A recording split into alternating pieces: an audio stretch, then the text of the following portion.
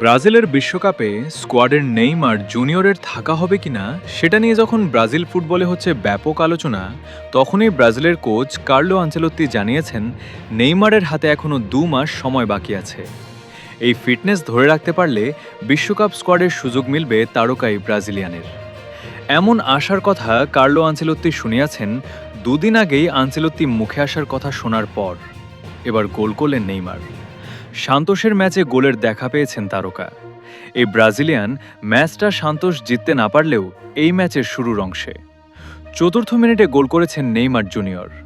ডিবক্সের ভিতরে বিচক্ষণতার পরিচয় দিয়ে নিখুঁত ফিনিশিংয়ে গোল করতে দেখা গেছে নেইমারকে। এর আগের ম্যাচও পুরো 90 মিনিট মাঠে ছিলেন নেইমার জুনিয়র। ফিটনেস ধরে রাখার পাশাপাশি সম্প্রতি সময়ে স্কিলেও দারুণ চমক দেখাচ্ছেন তারকা এই ব্রাজিলিয়ান ফরওয়ার্ড। কার্লো আনচেলত্তি তাই নরম করেছেন নিজের সুর। নেইমার জুনিয়রকে নিয়ে বিশ্বকাপ প্ল্যান সাজানোর ইঙ্গিত দিয়েছেন ইতালিয়ান এই মাস্টার মাইন্ড।